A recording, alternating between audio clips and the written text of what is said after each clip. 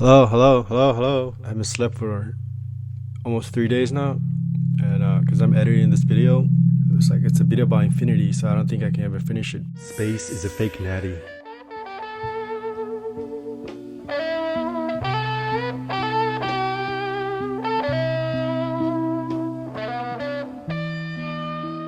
I thought I'll just upload this video that I was editing before. It's just some notes that I jotted down about how I stay shredded, because I've been shredded pretty much like under 8% pretty much for like a year and a half now. The first time in my 13-year training career that I stayed this low body fat without feeling fatigue or hunger. No creatine, no enhancement drugs, all natural, no problem. So here are my current algorithms for maintenance mode. For eating, I apply intuitive eating now, and I only count the proteins. According to my calculations, you have 58 grams remaining. What are you craving? Big weights. I only count the proteins, which is 200 to 20 to 230 grams a day, and I eyeball the rest. I would say carbs about 220 to 250. Again, I'm 147, 148 pounds, and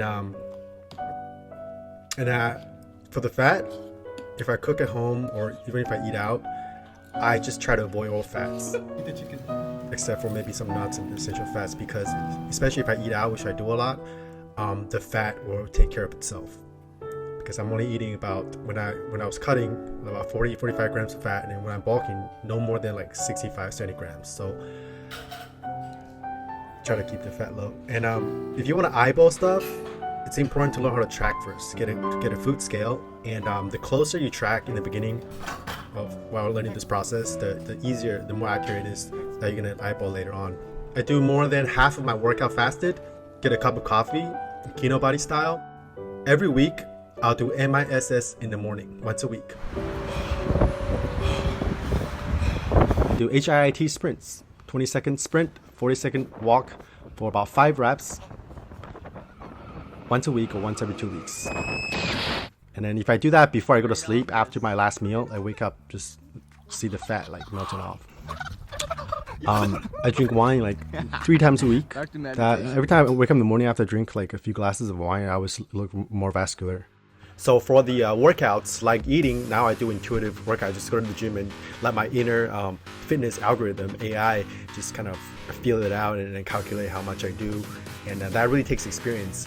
I would say after like you have like 5 years training under your belt, you can start to like train intuitively. Anyway, so I work out with high frequency now. I make sure I hit every part of my body, every muscle group, every workout.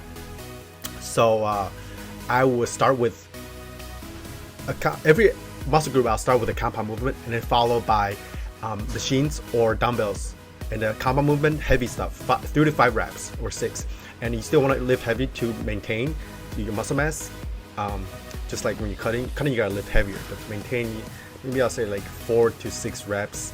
And when I'm cutting, like 2 to 3 reps, very heavy, and lift explosively. And then after the compound movement, I would the higher rep hypertrophy work, accessories, I'll do 10 to 20 reps. So let me give you examples. So for chest, I will just do a bench press and then go on to something like dumbbell presses or the cable crossovers. And then I'll move on to back, bent over rolls, pull-ups to failure, and then to shoulders and military press. And then I keep things very simple now. And dumbbell raises or any of the shoulder machines. And then I'll do 5 sets of biceps, supersets with triceps, and then finish with abs. And then I have a leg day once a week, and I don't do as much legs anymore because of my back, but I started to do a little bit more recently because my back's feeling better. So total of about 24 to 30 sets per workout. And usually it's one day on, one day off, one day on, one day off.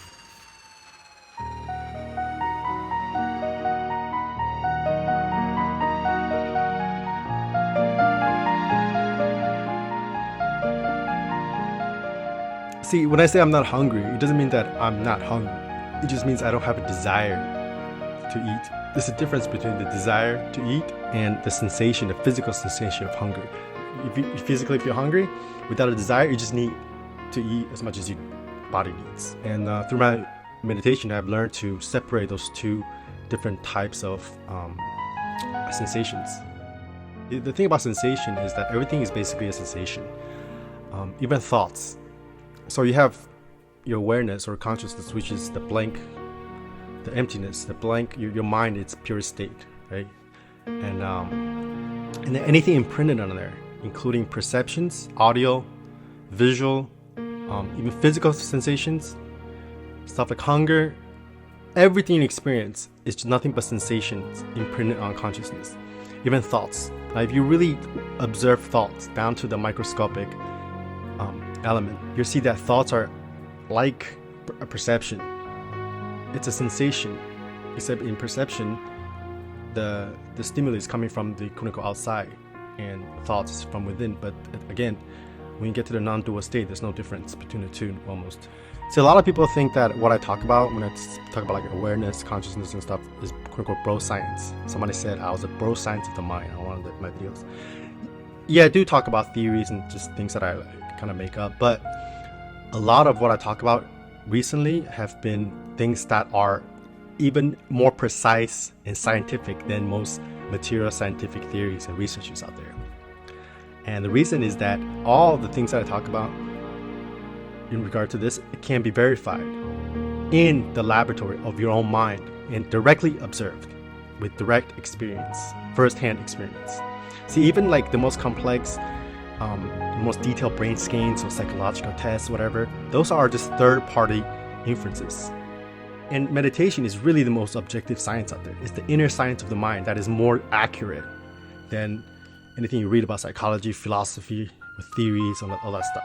So if I separate the sensation of hunger, the physical sensation of hunger, from the desire of hunger, even though they're both sensations, they're slightly different in their configurations. When you zoom out a little bit, they're a little different. So if you use the laser of your awareness, if you train your awareness to be sharp enough to separate them, here's a formula for you to remember.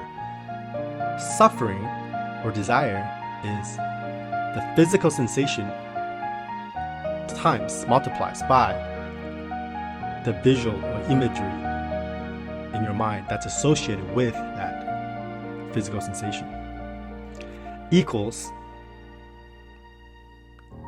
the desire or the suffering. So you feel a lot more suffering. Your pain is intensified exponentially when you don't untangle the two kinds of perceptions, sensations.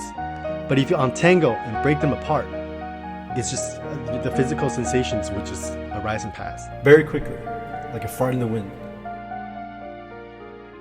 Staying shredded for a long period of time has stabilized my body fat set point. The Shred Me suit is a self-referential system that becomes more conscious and intelligent on its own.